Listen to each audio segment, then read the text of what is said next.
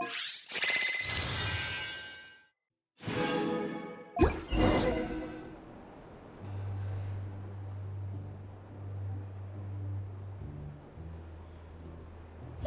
You're awake!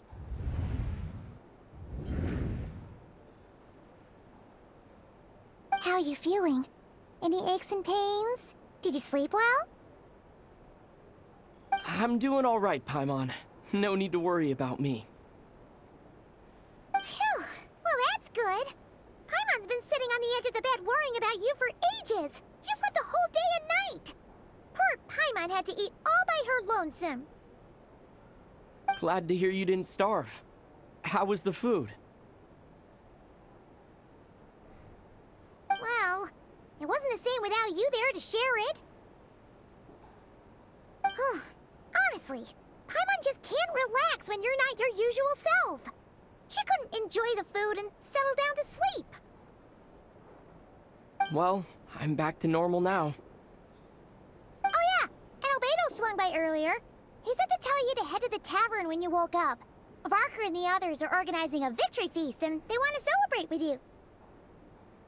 He also dropped off some medical supplies, but you seem fit as a fiddle, so guess you won't be needing those. If you're feeling up to it, let's head over now. Wouldn't want to keep them waiting.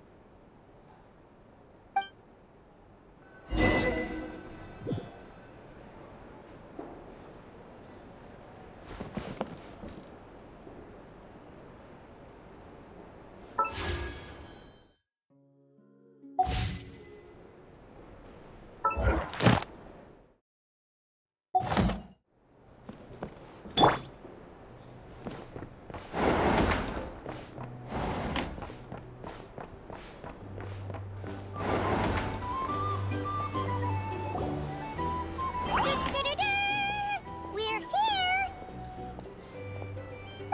Traveler and Paimon!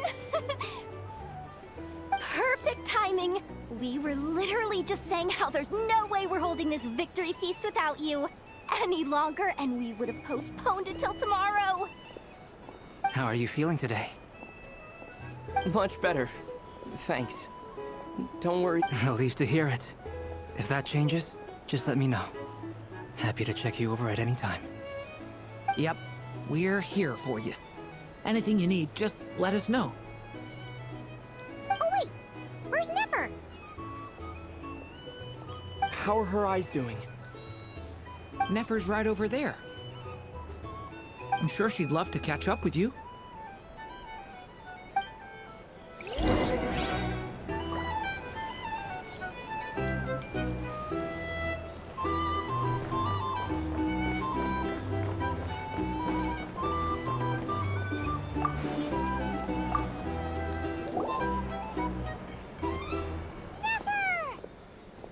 Traveler, Paimon, are you recovering well? Turns out that moon chanter has some real talent after all. My eyes were mostly recovered after just a couple days' rest. I can actually open them again now. Yeah, but you gotta be careful. Lauma says not to strain your eyes while they're still healing.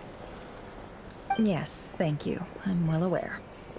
Yehoda, could I borrow you for a moment? I could do with an extra pair of hands. Oh, sure. Coming. Did you hear that? I gotta go help Lauma for a second. You guys chat among yourselves. I'll grab us some drinks on the way back. Paimon, you still like 'em sweet? You bet! Make it extra sweet, because Paimon's earned it. Sure thing!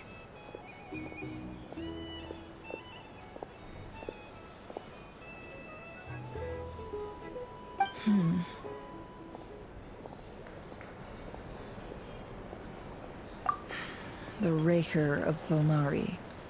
Kind of a snake, don't you think? No, definitely a snake. A poisonous one who spewed his venomous hatred everywhere. Anyone who seeks revenge out of hatred for other people has become a snake. That's something my dad used to say. Perhaps. I'm sure it sounds like a very wise and open-hearted perspective to your ears. But me? I think hatred is a perfectly justifiable emotion. What else is left when everything you depended on in life gets stripped away? Something's gotta fuel that drive to keep on living.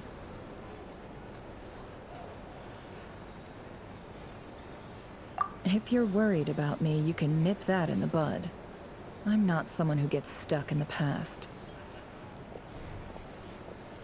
It's just...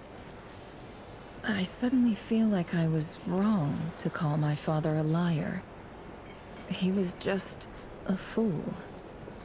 That's why the academia turned their back on him, and why the other tribes ganged up on him. Oh, Father. How much better things could have been if you were a skilled liar. Look at the Ibis King. Thoth is a fiendishly cunning liar. And yet, strangely, he feels more like a father to me than my real dad ever was. He's never brought it up, but I'd bet he feels the same way. Why else would he give me the power to perceive the truth, while at the same time training me in the art of deception? Well, King Deshret banished him to Aru, which is essentially a prison, and posed 3 questions to him. He promised that he'd have his freedom if he could find the answers. His response was to take on a physical form and approach me, hoping that I could become his envoy and search for one of the answers on his behalf. Did he really think I'd fall for that? He's stuck there. He can't make me return what he gave to me. So that's enough for you to decide he's nice, is it? He's a prisoner, and he was scared. So he decided to perform some good deeds to win people's approval.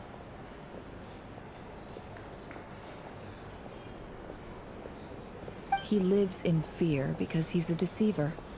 How is Rerir any different? You can't work as a spy your whole life and expect a happy ending. It's preposterous. Yet I can't say I don't understand it. Liars live in the darkness of their own making, but it's still human nature to want to go on living. They say that a liar's soul is the most worthless thing in the world. What do you think?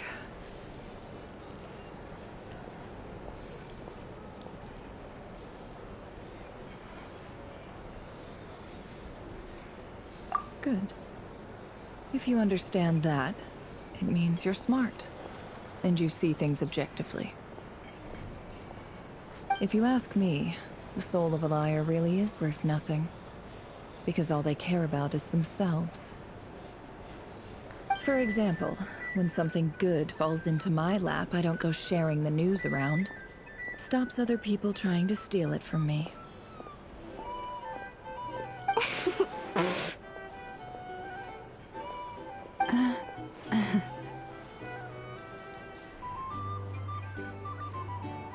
So be it. They have sharp ears. I can't keep anything from them. Oh, is that what it looks like? Well, you all know my past now, and I can't simply eliminate everyone who knows too much. So I guess I just have to put up with you, for the foreseeable future at least.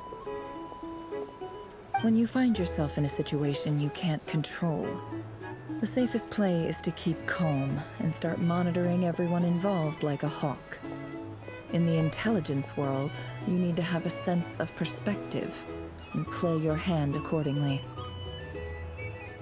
If you understand what's at stake, please ensure my secret is safe with you. I trust you'll respect my wishes as a friend. But don't forget, I will also be watching you like a hawk. Very good. Oh, wait! Now that the panic's over and we've all calmed down, Paimon suddenly remembered something. mystery ally never showed up even once.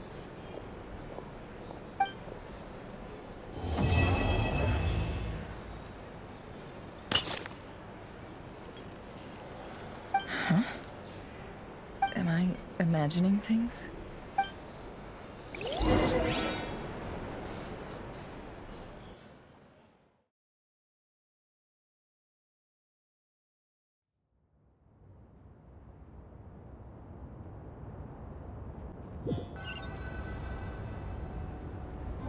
So, that close colleague who stayed behind with you? What's he been up to recently? Don't know, don't care. I get more normal human interaction from hanging out with Bosco too than him. Although, now you mention it, he hasn't bothered me in a while. I wonder if... If he's disappeared without a trace, it's the biggest gift he ever gave to the world. But I somehow doubt that's what's going on. He won't lie low forever. So we'd better stay on guard.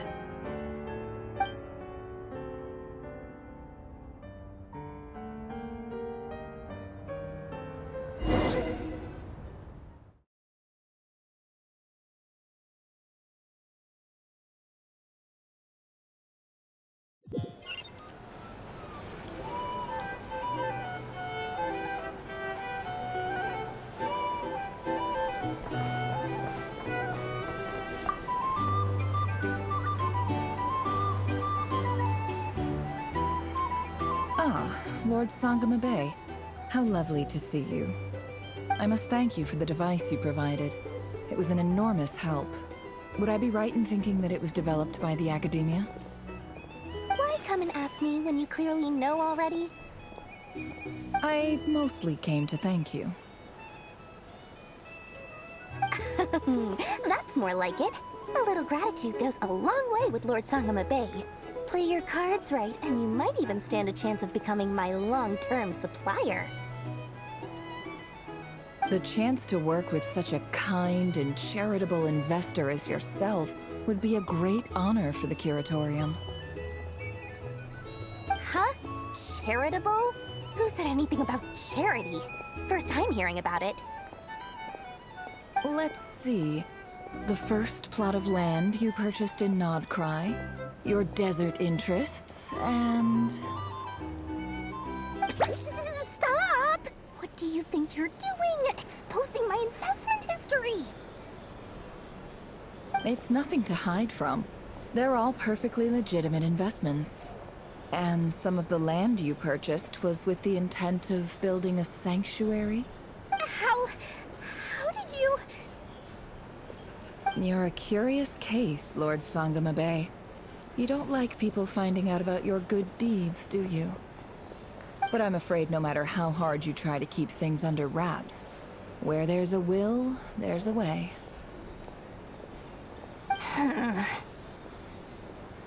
You did it for Sumeru, didn't you? It was empty land that was gonna go to waste otherwise. I figured if I built something there, it might at least get some use in an emergency. Disasters are capricious things. They strike without any warning. I've lost family to a disaster before, and I don't want to lose any friends or business partners if I can help it. My elder sister used to dream of finding a sanctuary. Somewhere with plenty of food, water, and medicine. Where everyone could live happy lives. It was something I looked into, but after discussing things with the Dendro Archon, I decided on a more effective strategy. The tech people handled the tech, and Moneybags provided the Mora. It just made the most sense. It's a pity that so few people know the truth about you. Everyone says that you view everything in terms of Mora, and all you care about is growing your own wealth. So, what's the problem with that? Everyone wants to be rich. It's human nature. So yes, I love Mora, and it's nothing to be ashamed of. But surely you have dreams of your own, beyond just making Mora. You don't get it, do you? My dream is to invest in other people's dreams. And, you know, make a nice little slice for myself along the way. Just thinking about it makes me happy. That sweet, sweet sound of Mora. Thank you. For the device? And the pendant. Oh, that. I was just returning a favor. Don't worry about it. Seems like we've both been away from home for a very long time. Yeah. So long that I barely remember what my family even looked like. That would be your mother, father, and sister? Yeah, though it's been years since my sister passed away. It's not like I want to forget them, obviously, but memory can be even more ruthless than the most calculating business person. Beyond a certain point, if something isn't helping you, it just gets rid of it. My sister can't help me now. Slowly but surely, her face is fading from my mind's eye. It's become a vague impression. Not everything will fade. When loved ones pass away, the beautiful memories are the ones that last the longest. Yeah, that's true. If you ask me, that's the one silver lining in all of it. Well, that, plus, I'm sure that life is much better now than it was back then. Oh, absolutely. I have tons of Mora, a big beautiful house, business is booming, and I'm as happy as can be. You've got a lot going for you too. Boss of the Curatorium of Secrets? I'm sure there's plenty of Mora to be made in that line of work. I appreciate the vote of confidence.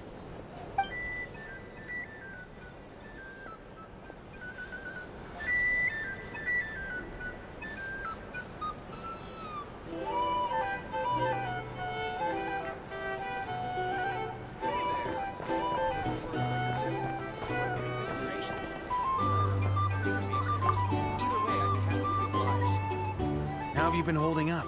Any adverse reactions? If you start to take a turn for the worse, make sure you tell me right away. You don't need to worry about me, Grandmaster. I'm fine. I mean, I barely did anything, so... What? You're too humble, young man.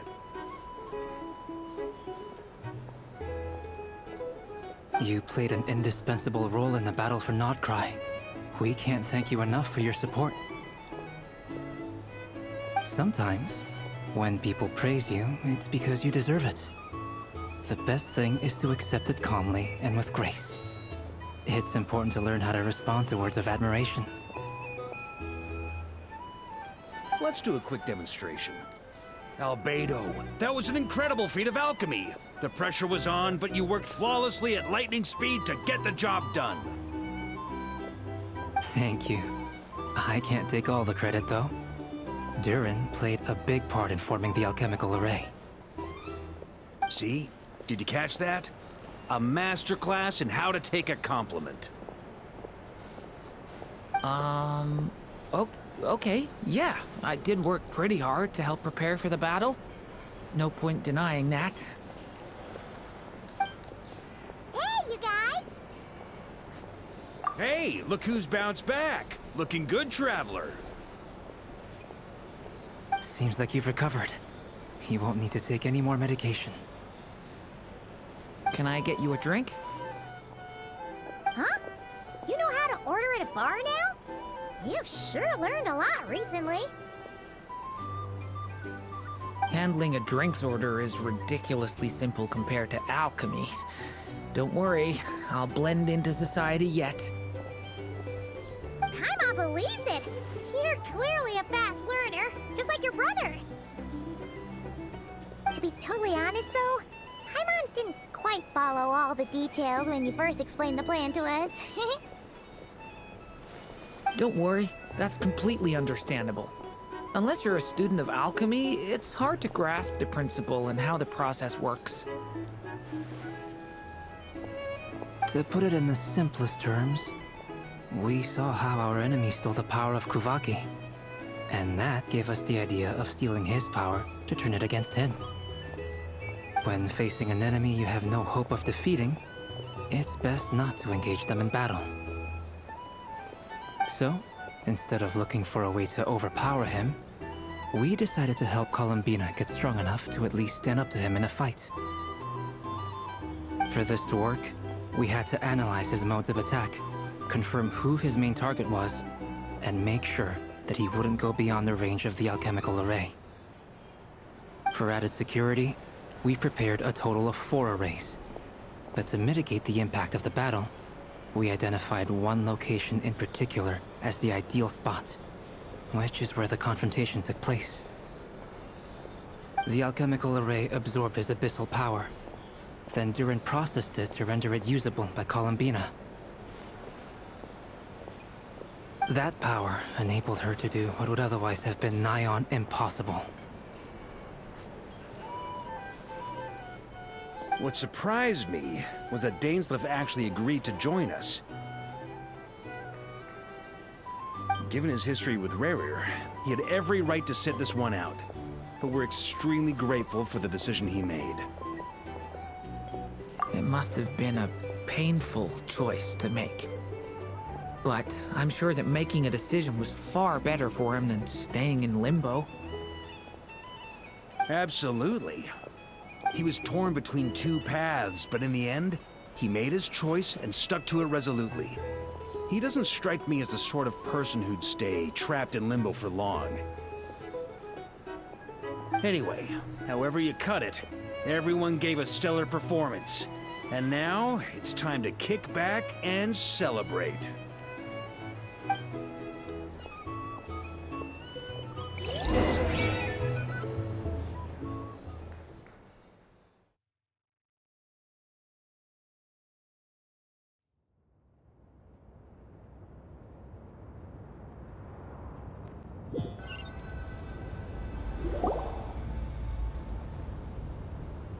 That's the only reason you're here.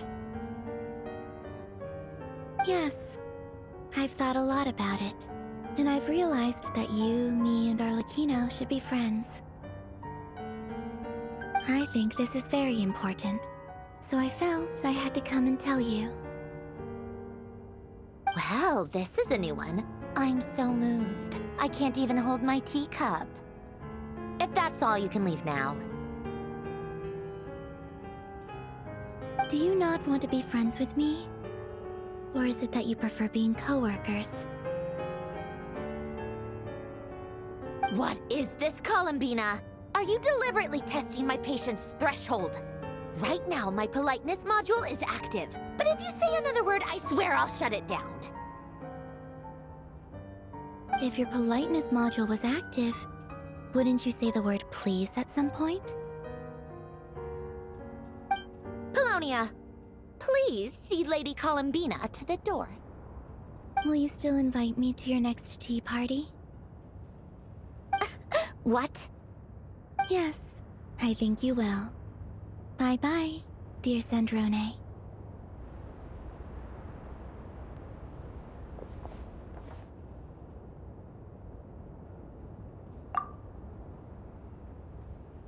Last time, the Wild Hunt escorted you out.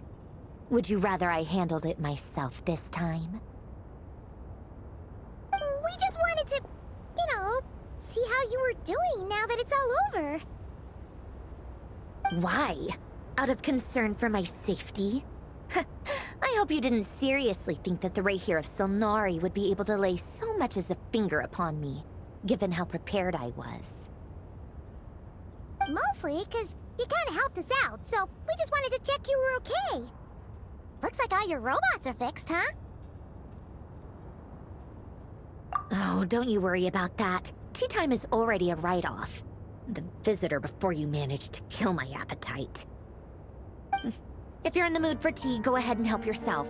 Otherwise, it's going to waste. My coasters are still missing in action, though. Use this notebook instead. Whoa! Pretty hefty notebook. Look at all those calculations. You can ignore those. They're just dumb scribblings.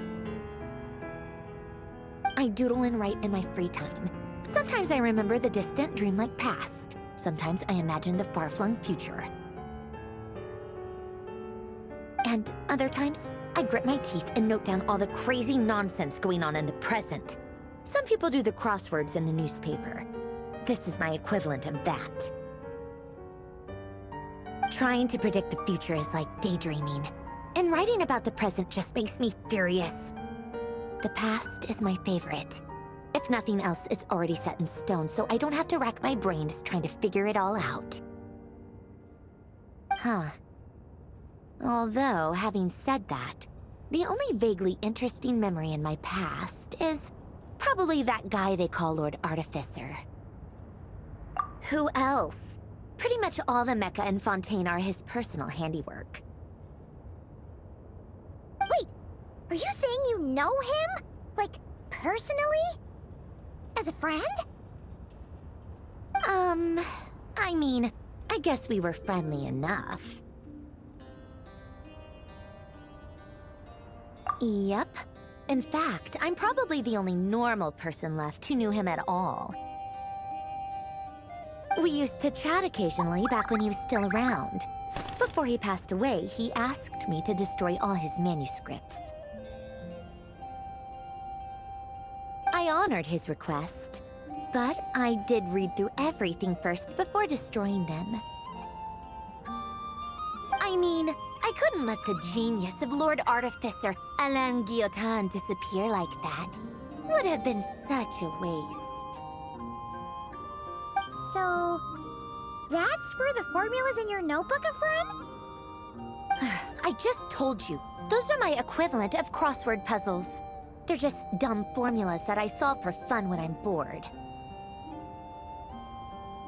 Alain's work was like epic poetry. The formulas in my notebook are just silly little riddles in comparison. Not that there's anything bad about them. I mean, at least, solving those riddles isn't going to hurt anyone. Except me, 'cause I lose a few brain cells in the process. Anyway, while we're on the topic, I might as well tell you about what happened to him and his friends.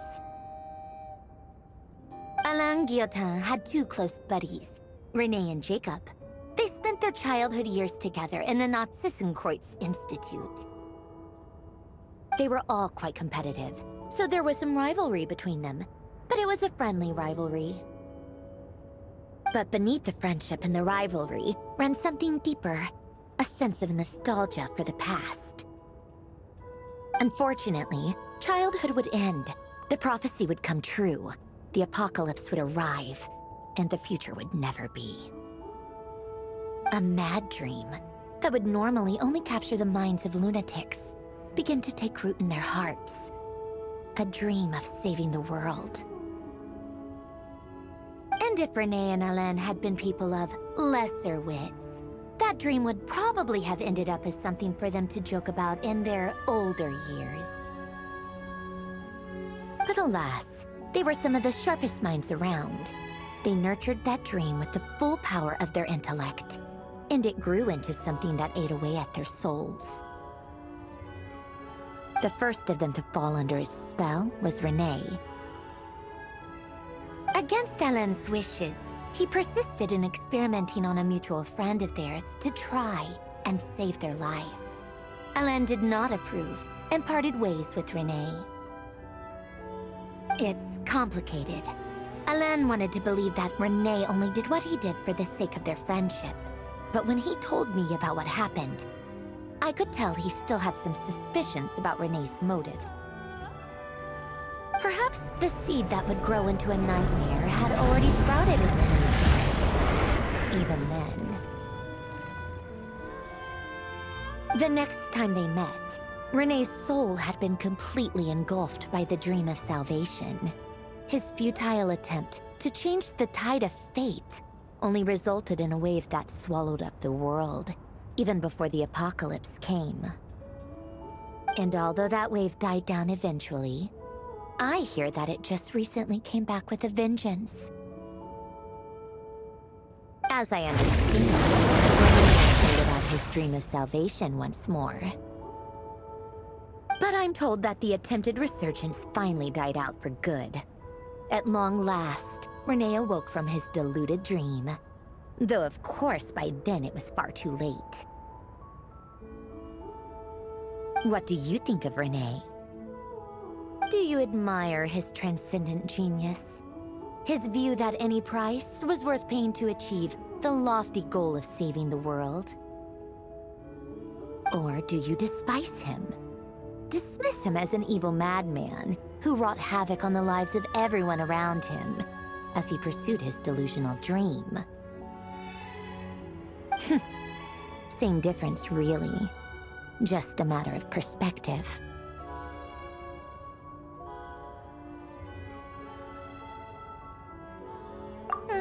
What a cop-out.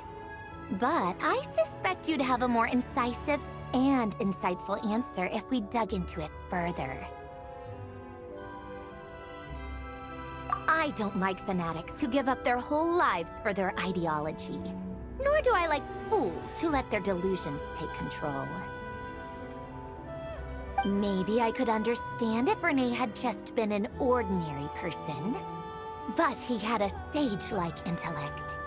And still managed to get himself lost in the labyrinth of his own desires. Anyway, that's enough about Renee. Now, moving on to Alain Guillotin, the Lord Artificer. He managed to put a stop to the first storm whipped up by Renee. But after that, Alain lost his friends and family. To his credit, I suppose, the loss of his family and friends was purely a tragic accident. It's not like Alain sacrificed them for his cause or anything.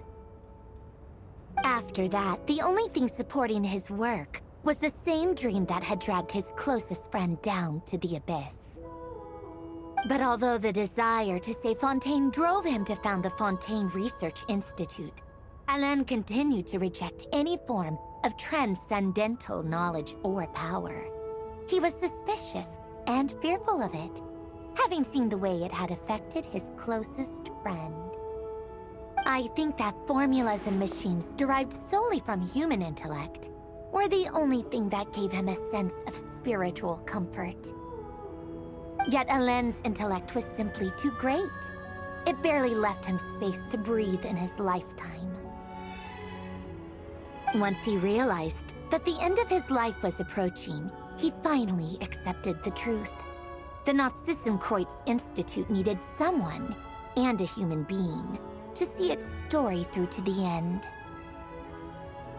He quit working on his formulas, trading them in for the fairy tales that had played such a formative role in his childhood, but which he barely touched in his adult life. He told me that the director of the Nazissenkreuz Institute used to read those fairy tales to the children as bedtime stories.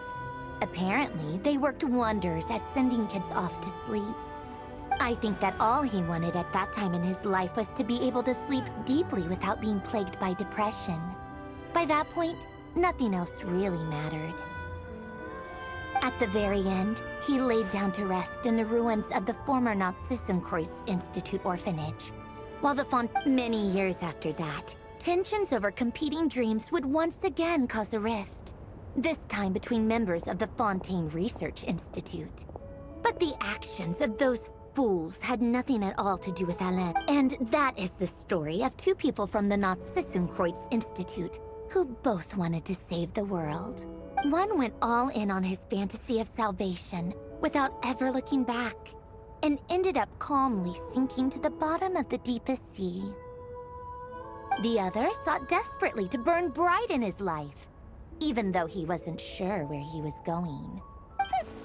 I do sometimes wonder, why is it that people like them have such grand hopes of saving the world? Even the grandest tree starts as a tiny seed. So perhaps, for each of them, their mission to save the world began with a very simple desire: to save themselves. They were young children with friends and family who mattered to them, desires to explore the meaning of life, ambitions to have a successful career. They didn't want to see all of that taken away in one fell swoop. Or maybe they just wanted to find something to anchor themselves within the chaos, to stop them getting quietly swept away by the storms of life. But instead, the search for their own salvation took them down the rocky road laid out by fate. Do you think the desire to save oneself is enough of a justification to try and save the world?